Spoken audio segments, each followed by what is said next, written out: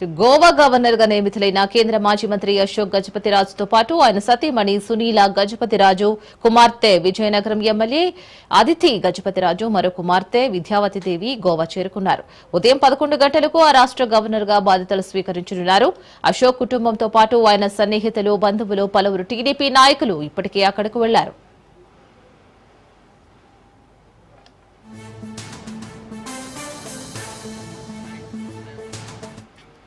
అశోక్ గజపతిరాజు ప్రమాణ స్వీకారానికి జిల్లాలో ఉన్న అభిమానులు, పార్టీ నాయకులు, కార్యకర్తలు వందల సంఖ్యలో గోవాకు తరలి వెళ్లారు. కార్యక్రమానికి కేంద్ర మంత్రి కింజరాపు రామ్మోహన్ నాయుడు సహా పలువురు ఎంపీలు హాజరు కానున్నారు. గోవా చేరుకున్న అశోక్ గజపతిరాజుకు అక్కడ ఎయిర్పోర్ట్ లో ఘన స్వాగతం లభించింది. విజయనగరం ఎంపీ కలిశెట్టి అప్పలనాయుడుతో పాటు గోవా రాష్ట్ర ప్రభుత్వ చీఫ్ సెక్రటరీ, పలువురు గోవా ప్రజాప్రతినిధులు, అధికారులు ఆయనకు స్వాగతం పలికారు.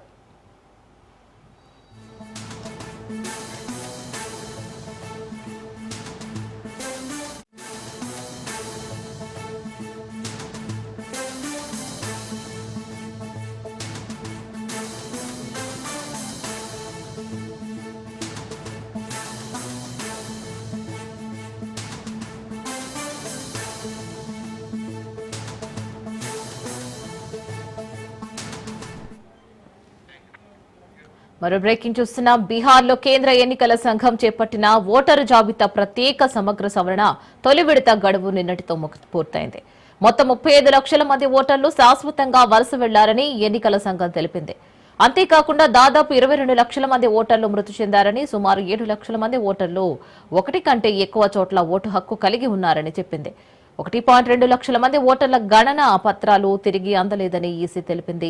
రాష్ట్ర వ్యాప్తంగా 99.8% ఓటర్ల గణన ప్రక్రియ పూర్తయిందని, 7.23 కోట్ల మంది ఓటర్లు పత్రాలను డిజిటలైజ్ చేసినట్టు తెలిపింది. ఓటర్ల ముసాయిదా జాబితాలో వారందరి పేర్లు చేర్చినట్లు కూడా తెలిపింది. ఆగస్టు 1 నాటికి మిగతా ఓటర్ల జాబితాను కూడా సిద్ధం చేస్తామని స్పష్టం చేసింది. సుమారు 7.90 కోట్ల మంది ఓటర్లు తమ ఓటు హక్కును వినియోగించుకునే అవకాశం ఉందని వివరించింది.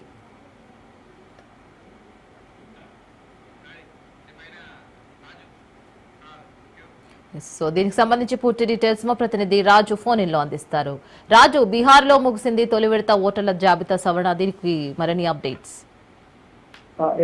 బీహార్ లో కేంద్ర ఎన్నికల సంఘం చేపట్టినటువంటి తొలి విడత ఓటరు జాబితా ప్రత్యేక సమగ్ర సవరణ ఏదైతే ఉందో ఎస్ఐఆర్ ఇది బీహార్ లో ముగియడం జరిగింది. ఇప్పటి వరకు దాదాపు 35 లక్షల మంది ఓటర్లను ఇప్పటికే ఇక్కడ లేరు, వాళ్ళ ఇతర ప్రాంతాలకు వలస వెళ్లారని చెప్పేసి కూడా ఎన్నికల సంఘం గుర్తించడం జరిగింది. వాళ్ళందరి ఓటు హక్కును కూడా తొలగించడం జరిగింది. అదేవిధంగా 22 లక్షల మంది ఓటర్లు బీహార్ లో మృతి చెందారని గుర్తించడం జరిగింది. ఇప్పటికే ఈ నవంబర్ లో ఈ బీహార్ కు సంబంధించి ఎన్నికలు జరగబోతా ఉన్నాయి. ఒకవైపు ఇది విపక్షాల నుంచి పెద్ద ఎత్తున కేంద్ర ప్రభుత్వం విమర్శలు ఎదుర్కొంటా ఉంది. ఎన్నికల ముందు ఇది కావాలని ఓటర్లను ఏదైతే ఇతర పార్టీలకు చెందినటువంటి ఏదైతే గుర్తించినటువంటి ఓటర్లను లక్ష్యంగా చేసుకొని ఇవన్నీ జరుగుతున్నాయని చెప్పేసి ఇప్పటికే పార్లమెంట్ లో పెద్ద ఎత్తున నిరసనలు చేపడుతున్న ఈ వేళ కేంద్ర ఎన్నికల సంఘం అయితే కీలక ప్రకటన చేయడం జరిగింది. దీనికి సంబంధించి ఇప్పటికే ఏదైతే 99.8% ఇది పూర్తయిందని చెప్పేసి ఆగస్టు 1వ తేదీ నాటికి ఇది పూర్తిగా కూడా కంప్లీట్ గా 100% బీహార్ లో సమగ్ర ఓటరు జాబితా ప్రత్యేక సవరణ పూర్తవుతుందని చెప్పేసి ఎన్నికల సంఘం ప్రకటించడం జరిగింది. ఓటర్ల ముసాయిదా ఏదైతే ఉందో ఈ జాబితాలో వారందరూ 7.2 కోట్ల మంది ఓటర్ల పత్రాలను డిజిటలైజ్ చేసినట్టు కూడా కేంద్ర ఎన్నికల సంఘం ప్రకటించడం జరిగింది. ఈ జరిగే నవంబర్ లో జరిగే ఎన్నికలు ఏవైతే ఉన్నాయో ఇందులో దాదాపు 7.5 కోట్ల నుంచి 8 కోట్ల వరకు కూడా బీహార్ లో ఓటింగ్ లో పాల్గొనబోతా ఉన్నారని చెప్పేసి కూడా కేంద్ర ఎన్నికల సంఘం చెప్పడం జరిగింది. దీనికి సంబంధించి ఏదైతే ప్రస్తుతం ఇప్పటి వరకు అయితే 99.8% ఓటర్ల ఏదైతే ఈ లెక్కింపు సవరణ ప్రక్రియ పూర్తయిందని చెప్పడం జరిగింది. 7.23 కోట్ల మంది ఓటర్ల పత్రాలను కూడా ఆన్లైన్ చేసినట్టుగా కూడా చెప్పడం జరిగింది. దీనికి సంబంధించి ఏదైతే గతంలో ప్రారంభించినటువంటి సమగ్ర ఓటర్ సవరణ చట్టం ఈ శుక్రవారంతో పూర్తయింది. దీనికి సంబంధించి ఏదైతే ఇతర రాష్ట్రాల్లో కూడా ఇదే అవలంబించాలని ఈసీ ఇప్పటికే చూస్తా ఉంది. త్వరలో ఎన్నికలు జరగబోయే తమిళనాడు కావచ్చు, వెస్ట్ బెంగాల్ లో కావచ్చు, సో ఇట్లాంటి సవరణ చేయాలని, అదేవిధంగా ఆగస్టు తర్వాత దేశవ్యాప్తంగా కూడా ఇట్లాంటి సమగ్ర ఓటర్ సవరణ చేయాలని చెప్పేసి ఇప్పటికే కేంద్ర ప్రభుత్వం భావిస్తా ఉంది. దీనికి సంబంధించి త్వరలోనే ఒక షెడ్యూల్ కూడా ప్రకటించే అవకాశం అయితే కనిపిస్తా ఉంది. బీహార్ లో మాత్రం 99.8% పూర్తయినట్టుగా ఎన్నికల సంఘం అయితే ప్రకటించడం జరిగింది. Right Raju, thank you for the update.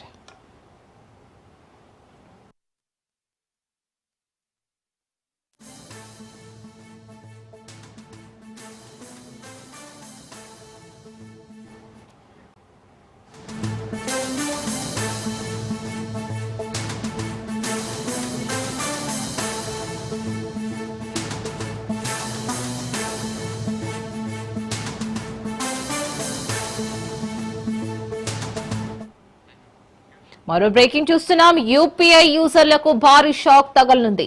August 1 నుంచి రాబోయే కొత్త రూల్స్ కస్టమర్లకు శరాఘాతం లాంటిదేనని చెప్పవచ్చు. ఆగస్టు 1 నుంచి యూజర్లు రోజుకి 50 సార్లు మాత్రమే బ్యాలెన్స్ చెక్ చేసుకునే వీలుంది. ఆ తర్వాత కూడా చెక్ చేసుకోవాలి అంటే కొంత మొత్తాన్ని ఛార్జ్ చేయనున్నారు. అలాగే ఫోన్ నంబర్ లింక్ చేసి ఉన్న బ్యాంక్ ఖాతాలను రోజుకి 25 సార్లు మాత్రమే చూడవచ్చు. ఆటో పేమెంట్స్ ట్రాన్సాక్షన్స్ కు ఫిక్స్డ్ టైం స్లాట్స్ ఉంటాయి.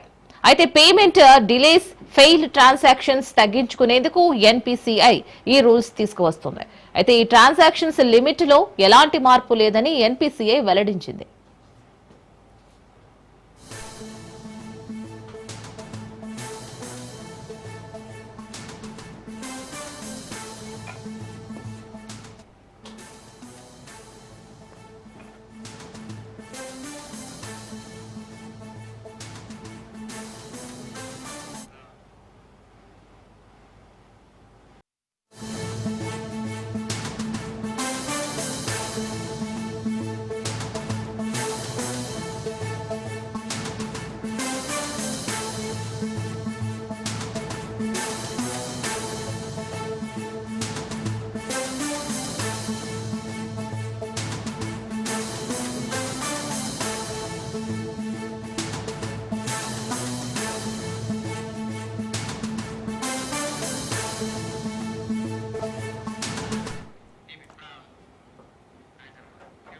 బ్రేకింగ్ న్యూస్ చూస్తున్నాం. ఆపరేషన్ సింధూర్ పై ఈ నెల 28న పార్లమెంట్ లో చర్చ జరగనుంది.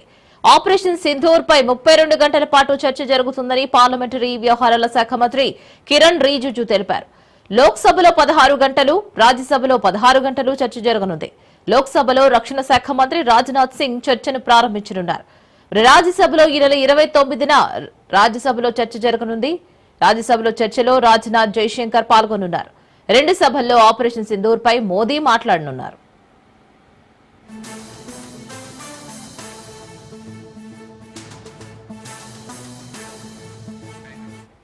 లోక్సభలో పహల్గామ్ ఉగ్రదాడి, ఆపరేషన్ సింధూర్ అంశాలపై ప్రత్యేక చర్చ నిర్వహించాలని బిజినెస్ అడ్వైజరీ కమిటీ నిర్ణయించిందని రిజిజు వెల్లడించారు.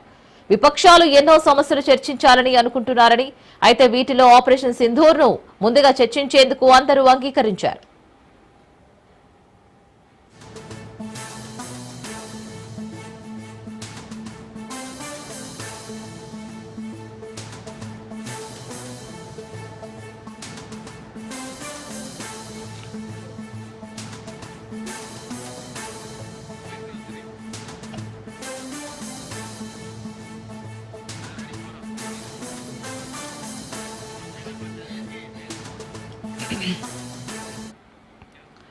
ఆపరేషన్ సింధూర్ పై ఈ నెల 28న పార్లమెంట్ లో చర్చ జరగనుంది.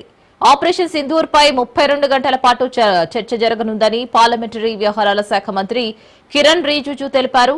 లోక్సభలో 16 గంటలు, అలాగే రాజ్యసభలో కూడా 16 గంటల చర్చ జరగనుంది. లోక్సభలో రక్షణ శాఖ మంత్రి రాజ్నాథ్ సింగ్ చర్చను ప్రారంభించనున్నారు. ఈ నెల 29న రాజ్యసభలో కూడా చర్చ జరగనుంది. రాజ్యసభలో చర్చలో రాజ్నాథ్, జైశంకర్ పాల్గొనున్నారు. 2 సభల్లో ఆపరేషన్ సింధూర్ పై అలాగే మోదీ మాట్లాడనున్నారు. ఇక దీనికి సంబంధించి పూర్తి డీటెయిల్స్ మా ప్రతినిధి సైదులు అందిస్తారు. సైదులు, పార్లమెంటు వర్షాకాల సమావేశాలు ఈ నెల 21న ప్రారంభమయ్యాయి. అయితే ప్రారంభమైన దగ్గర నుంచి ఏ ఒక్క అంశం పైన కూడా పార్లమెంట్ లో చర్చ జరగలేదు. ముఖ్యంగా విపక్ష సభ్యుల ఆందోళన మధ్య ఈ నెల 21న ప్రారంభమైనటువంటి వర్షాకాల సమావేశాలు వాయిదాల పర్వం కంటిన్యూగా కొనసాగుతూనే వచ్చింది. ఆఖరికి లోక్సభ స్పీకర్ ఓం బిర్లా అన్ని పార్టీల సభ్యులతోటి ఆయన ఒక సమావేశం కూడా ఏర్పాటు చేయడం జరిగింది. అందరూ కూడా ఈ వర్షాకాల పార్లమెంట్ సమావేశాల్లో సహకరించాలని చెప్పేసి కూడా చెప్పారు. అయితే విపక్ష సభ్యులు ఈ నెల 21న వర్షాకాల పార్లమెంటు సమావేశాలు ప్రారంభమైన దగ్గర నుంచి కూడా విపక్ష సభ్యుల మధ్య ఆందోళన విపక్ష సభ్యులు ఆందోళన కొనసాగిస్తున్నారు. అంటే ముఖ్యంగా 3 అంశాలపైన ప్రధానంగా డిమాండ్ చేస్తూ వాటిపైన చర్చించాలని చెప్పేసి కూడా అంటున్నారు. అయితే చర్చించేందుకు అధికార పార్టీ ముందుకు వస్తున్నప్పటికీ కూడా విపక్ష సభ్యులు ద్వంద్వ వైఖరి కనపరుస్తున్నారని చెప్పేసి కూడా మండిపడ్డారు పార్లమెంట్ వ్యవహారాల శాఖ మంత్రి కిరణ్ రిజిజు. అయితే ముఖ్యంగా విపక్ష సభ్యులు ప్రధానంగా డిమాండ్ చేసిన అంశాలు ఏంటంటే, ఒకటి పహల్గాం ఘటన ఏదైతే ఉందో పహల్గాం ఘటనకు సంబంధించి ఖచ్చితంగా పార్లమెంట్ లో ఇటు లోక్సభలో రాజ్యసభలో చర్చించాలని చెప్పేసి కూడా ప్రధానంగా డిమాండ్ చేస్తున్నారు.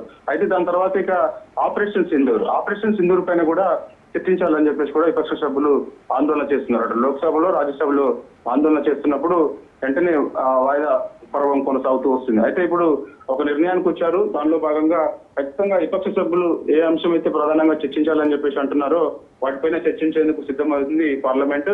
సో ఇక ఆపరేషన్ సింధూర్ పైన ఈ నెల 28న లోక్సభలో చర్చ జరగనుంది. లోక్సభలో ఈ యొక్క అంశం పైన చర్చించేందుకు మొదటగా రాజ్నాథ్ సింగ్ ఈ యొక్క అంశాన్ని ప్రారంభించిన తర్వాత వాటిపైన దాదాపుగా విపక్ష సభ్యులకు సంబంధించి వాళ్ళు ఏం మాట్లాడినా కూడా రిసీవ్ చేసుకునే అవకాశం ఉంటుంది. సో దానిపైన చర్చిస్తారు లోక్సభలో. ఇక ఆపరేషన్ సింధూర్ పైన 29వ తారీఖు రోజు రాజ్యసభలో కూడా చర్చ జరుగుతుంది. రాజ్యసభలో చర్చలో పాల్గొన్నారు రాజ్నాథ్ సింగ్, అదేవిధంగా మనకి విదేశాంగ శాఖ మంత్రి జయశంకర్. ఉభయ సభల ఈ అంశాలపై 16 గంటల పాటు ఈ 2 అంశాలపైన చర్చ జరిగే అవకాశం కనిపిస్తుంది. అంటే 8 గంటల పాటు లోక్సభలో చర్చ జరుగుతుంది, 8 గంటల పాటు రాజ్యసభలో కూడా చర్చ జరిగే అవకాశం ఉంది. ఓన్లీ ఆపరేషన్ సింధూర్ పైన. ఎందుకు ఆపరేషన్ సింధూర్ పైన ఇంత ఎక్కువ సమయం కేటాయించాల్సిన అవసరం ఏంటంటే, వర్షాకాల పార్లమెంటు సమావేశాలు ఈ నెల 21న ప్రారంభమైన దగ్గర నుంచి కూడా ఏ ఒక్క అంశం పైన కూడా చర్చ జరగలేదు. ప్రధానంగా విపక్ష సభ్యులు మాత్రం ఆపరేషన్ సింధూర్ ని పైన చర్చించాలని చెప్పేసి పట్టుబడుతున్నారు. కాబట్టి అందుకు కొంత సమయం ఇచ్చి మరీ చర్చించేందుకు కూడా అధికార పార్టీ సిద్ధమవుతుంది. సో అందుకని దాదాపుగా లోక్సభలో 8 గంటల పాటు చర్చ జరగనుంది. చర్చ అంశాన్ని ఆపరేషన్ సింధూర్ చర్చ అంశాన్ని ప్రారంభించనున్నారు లోక్సభలో రాజ్నాథ్ సింగ్. అదేవిధంగా ఈ నెల 29న అదే అంశంపై మళ్ళీ ఆపరేషన్ సింధూర్ పైన రాజ్యసభలో కూడా చర్చ జరగనుంది. ఆ అంశం పైన కూడా అక్కడ మన భారత విదేశాంగ శాఖ మంత్రి జయశంకర్ కూడా పాల్గొనే అవకాశం అయితే కనిపిస్తుంది. గత 5 రోజులుగా ఉభయ సభలు విపక్ష ఆందోళన మధ్య ఆపరేషన్ సింధూర్, అదేవిధంగా బీహార్ ఓటర్ల జాబితా సవరణకు సంబంధించి కూడా చర్చించాలని పట్టుబడుతున్నారు. కాబట్టి 2 అంశాలు ముఖ్యంగా ఈ 2 అంశాలపైన కూడా పార్లమెంటు వర్షాకాల సమావేశాల భాగంగా చర్చించే అవకాశం కనిపిస్తుంది. ఎందుకంటే వరుసగా మనకి అంటే ఈ నెల 21న ప్రారంభమైన తర్వాత వరుసగా ఏ ఒక్క అంశంపై ఇంతవరకు పార్లమెంట్ లో చర్చ జరగలేదు. దేశ ప్రజలందరూ కూడా పార్లమెంట్ సమావేశాలు అనగానే ఏదైనా ప్రజలకు మేలు జరుగుతుందేమో అని చెప్పేసి కూడా కొంత ఆసక్తిగా చూస్తూ ఉంటారు. ఏ అంశం పైన చర్చ జరుగుతుంది పార్లమెంట్ లో ఏంటి అనేది కూడా చూస్తుంటారు. కానీ పార్లమెంట్ సమావేశాలు ప్రారంభమైన దగ్గర నుంచి ఇప్పటి వరకు కూడా వాయిదాల పర్వం కొనసాగుతూనే వస్తున్నారు. కాబట్టి అక్కడికి మన లోక్సభ స్పీకర్ ఓం బిర్లా అధ్యక్షుడైన అన్ని పార్టీల ఎంపీలతోటి కొన్ని కీలకమైన సమావేశం ఏర్పాటు చేసి పార్లమెంటు వర్షాకాల సమావేశాల్లో సహకరించాలని చెప్పేసి కూడా విజ్ఞప్తి చేశారు. ఎందుకంటే ఇంతవరకు ఏ ఒక్క అంశం పైన కూడా చర్చ జరగడం లేదు. విపక్ష సభ్యుల ఆందోళన మధ్య వాయిదాల పర్వం కొనసాగుతూ వస్తుంది. కాబట్టి అలా కాకుండా ఖచ్చితంగా సహకరించండి, ఏ అంశం పైన చర్చించేందుకు కూడా సిద్ధంగా ఉన్నామని చెప్పి చెప్పడంతో అందుకు ఈ నెల 28న ఆపరేషన్ సింధూర్ విపక్ష సభ్యులు ప్రధానంగా పట్టుబడుతున్నటువంటి అంశం ఏంటంటే ఆపరేషన్ సింధూర్ అంటే అసలు ఏంటి అందరూ తెలిసిన విషయమే. పహల్గాం ఘటన తర్వాత పాకిస్తాన్ టెర్రరిస్టులు కొందరు భారత్ వైపు చచ్చుకొని వచ్చి పహల్గామ్ లో కాల్పులు జరిపితే అందరూ తెలిసిన విషయమే చనిపోయిన సంగతి. తర్వాత ఎక్కడి నుంచి అయితే వస్తున్నారు ఈ పాకిస్తాన్ టెర్రరిస్టులు, ఎక్కడున్నారు ఏంటి అనేది కూడా మనము గుర్తించి ముఖ్యంగా POK పాక్ ఆక్రమిత కాశ్మీర్ ఈ యొక్క ప్రాంతాలలో టెర్రరిస్టులు ఉన్నట్టు కూడా గుర్తించి వారిపైన దాడులు చేశాము. దాని పేరు ఆపరేషన్ సింధూర్. అది మధ్యలోనే మనం అది ఎందుకు ఆపేయాల్సి వచ్చింది ఏంటనేది ప్రధానంగా విపక్ష సభ్యులు డిమాండ్ చేస్తున్నారు, చర్చించాలని చెప్పేసి కూడా అంటున్నారు. కాబట్టి సో ఖచ్చితంగా దీనిపైన ఎందుకు ఆపాల్సి వచ్చింది, ఎందుకు మనం అసలు ఆపరేషన్ సింధూర్ మొదలు పెట్టాల్సి వచ్చింది, పాకిస్తాన్ పైన యుద్ధం ఎందుకు చేయాల్సి వచ్చింది అనే అంశం పైన కూడా ప్రధానంగా అటు లోక్సభలో అటు రాజ్యసభలో 28 మాత్రం లోక్సభలో ఈ అంశం పైన చర్చ జరిగే అవకాశం ఉంది. ఆపరేషన్ సింధూర్ పైన 29న రాజ్యసభలో ఆపరేషన్ సింధూర్ పైన చర్చ జరిగే అవకాశం ఉంటుంది. Right Saidulu, thank you for the update.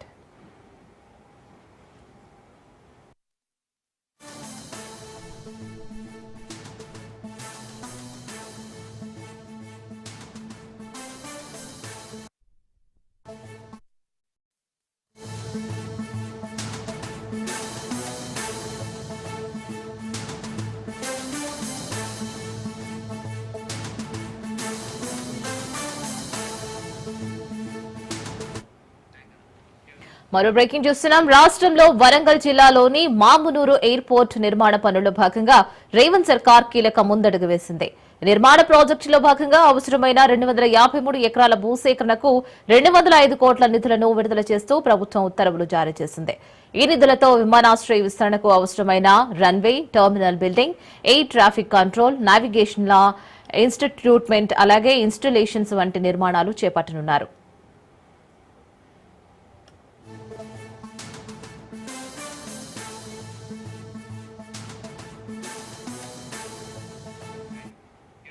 ఇప్పటికే విమానాశ్రయంలో పరిధిలో 696 ఎకరాల భూమి ఉండగా airport authority of India AAI అదనంగా 253 ఎకరాలు అవసరమని మార్చి నెలలో గుర్తించింది.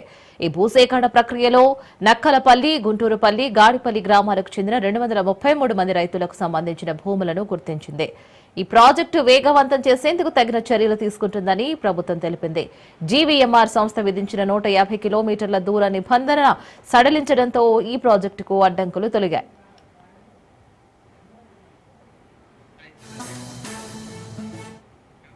సో దీనికి సంబంధించి పూర్తి డీటెయిల్స్ మా ప్రతినిధి చంద్రశేఖర్ ఫోన్లు అందిస్తారు. చంద్రశేఖర్, వీణ ఏదైతే వరంగల్ జిల్లా మామ్నూరులో నిర్మించాలనుకున్న విమానాశ్రయానికి అవసరమైన భూసేకరణ కోసం రాష్ట్ర ప్రభుత్వం నిన్న 205 కోట్లు విడుదల చేసింది. విమానాశ్రయానికి మొత్తం 949.14 ఎకరాల భూమి అవసరం కాగా ఎయిర్పోర్ట్ అథారిటీ ఆఫ్ ఇండియా ఆధీనంలో ప్రస్తుతం 696 ఎకరాల 14 ఎకరాల భూమి ఉంది. దీంతో మరో 253 ఎకరాల భూమి సేకరణ కోసం ప్రభుత్వం అయితే 205 కోట్లు కేటాయించడం, దీంతో భూసేకరణతో పాటు ఈ runway, air control, navigation system వీటన్నిటికీ వాడనున్నారు. దీంతో విడుదల చేసిన ఈ 205 కోట్లలో ప్రస్తుతం ఎవరైతే 15 మంది రైతుల యొక్క భూములు టైటిల్ క్లియర్ ఉండటంతో వారికి 13.74 కోట్ల పరిహారాన్ని అందజేసినట్లుగా అయితే వరంగల్ జిల్లా కలెక్టర్ సత్యసారరాజు తెలిపారు. మొత్తము 240 ఎకరాల వ్యవసాయ భూమితో పాటు 61,134.5 చదరపు గజాల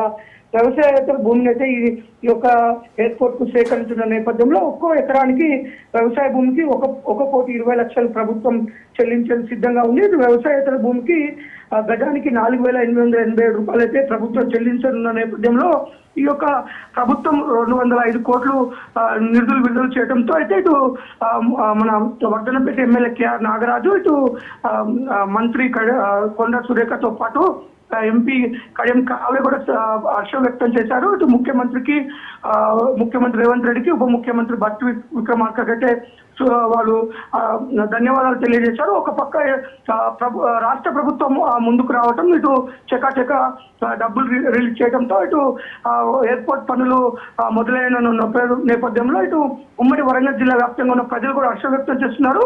చిరకాల్పు వాంఛైన ఎయిర్పోర్ట్ నిర్మాణంతో ఇటు ఉమ్మడి జిల్లా వ్యాప్తంగా కూడా ఇటు మెరుగైన సాఫ్ట్వేర్ కంపెనీస్ తో పాటు జాతీయ, అంతర్జాతీయ కంపెనీస్ వరంగల్ కి రానున్న నేపథ్యంలో వరంగల్ కి మరింత ఉద్యోగ అవకాశాలు యువతకు వచ్చే అవకాశం ఉంది. ఇంకా వరంగల్ మరింత అభివృద్ధిలో దూసుకుపోనున్న నేపథ్యంలో రాష్ట్ర ప్రభుత్వం తీసుకున్న ఈ నిర్ణయం పట్ల అయితే వరంగల్ ప్రజలంతా కూడా హర్షాన్ని, సంతోషాన్ని వ్యక్తం చేస్తున్నారు. వీణా.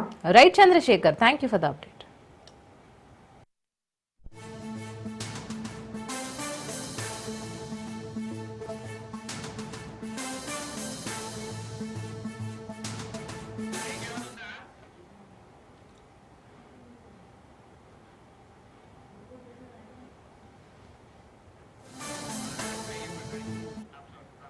గత వైసీపీ పాలనలో తుడాలో భారీగా అవినీతి జరిగిందని తుడా చైర్మన్ దివాకర్ రెడ్డి ఆరోపించారు. గతంలో తుడా నిధులను దుర్వినియోగం చేసిన వారిపై 300 పేజీల ఛార్జ్ షీట్లతో ప్రభుత్వానికి నివేదిక అందించామని అన్నారు. గతంలో తుడా చైర్మన్ గా పనిచేసిన వారు ప్రస్తుతం లిక్కర్ స్కామ్ లో జైల్లో ఉన్నారు. తిరిగి వచ్చిన తర్వాత మళ్లీ అదే జైలుకు పోతారని అంటున్న తుడా చైర్మన్ డాలర్ దివాకర్ రెడ్డితో మా ప్రతినిధి Kiran face to face. Dollar Diwakar Reddy Kalahasti నియోజకవర్గంలో ప్రతి ఇంటికి తిరుగుతున్నారు. ఈ నేపథ్యంలోనే ఏదైతే కూటమి ప్రభుత్వం నిర్వహించిన ఇంటింటికి సర్వే సంబంధించి దానికి ఎటువంటి స్పందన వస్తుంది, అదేవిధంగా టొడాలో జరిగిన అవినీతి గురించి పూర్తి స్థాయిలో ఆయన అడిగి మరిన్ని విషయాలు తెలుసుకునే ప్రయత్నం. సార్ చెప్పండి సార్, మీరు ఇప్పటికే కాళాస్త్రి నియోజకవర్గంలో ఎప్పుడు లేని విధంగా ఈ కాళాస్త్రి నియోజకవర్గాన్ని కూడా ఇంటింటికి తిరుగుతున్నారు. ఇక్కడ అభివృద్ధి బాటలో కూడా ఈ కాళాస్త్రి నియోజకవర్గాన్ని ముందుపరుస్తామని చెప్పేసి ఉంటున్నారు. ఏ విధంగా చేస్తారు సార్? మీకు అందరూ తెలుసు, గడిచిన ప్రభుత్వంలో ఒకే ఒక ఒక సంకల్పంతో వాళ్ళు వైసీపీ గవర్నమెంట్ పనిచేశారు. అదే సంకల్పం అంటే దోచేయాలా, మొత్తం మేము ఒకటే తినేయాలా, మా కుటుంబమే బోనాలనేసి అని వాళ్ళు పనిచేశారు. కానీ మొట్టమొదటి ఎన్డీఏ కుటుంబం వచ్చిన తర్వాత ఈరోజు మేము ఒక సంకల్పంతో పనిచేస్తున్నాం. ఆ సంకల్పం ఏంటంటే డెవలప్మెంట్ డెవలప్మెంట్ డెవలప్మెంట్. 10 మంది బాగుంటేనే ఆ ఊరు బాగుంటుంది. ఎప్పుడైతే ఆ ఊరు బాగుంటుందో ఆ మండలం బాగుంటుంది. ఆ మండలం బాగుంటే అక్కడ నియోజకవర్గం బాగుంటుంది. ఒక సంకల్పంతో మేము పనిచేస్తున్నాము. సో కాబట్టి అందులోనే ఈరోజు డేవిడ్ టుడా చైర్మన్ అనే ఒక కాన్సెప్ట్ పెట్టి రాష్ట్రంలో మొట్టమొదటిసారిగా టుడా యూడి అర్బన్ డెవలప్మెంట్ అథారిటీలో ఫస్ట్ తిరుపతి అర్బన్ డెవలప్మెంట్ నుంచి కూడా ఈ కార్యక్రమం చేయడం జరిగింది. దీనికోసం ఈరోజు కాళేశ్వరం ఎమ్మెల్యే సుధీరన్న గారు బాగా సహకరిస్తున్నారు. సుధీరన్న గారు ఈరోజు చూస్తున్నారు మీరు, గడిచిన 20-25 రోజుల నుంచి కూడా కాన్స్టిట్యూన్సీలోనే ఉండి గడప గడప పోయి తిరిగి కూడా వాళ్ళ సమస్యలను తెలుసుకోవడం జరుగుతుంది.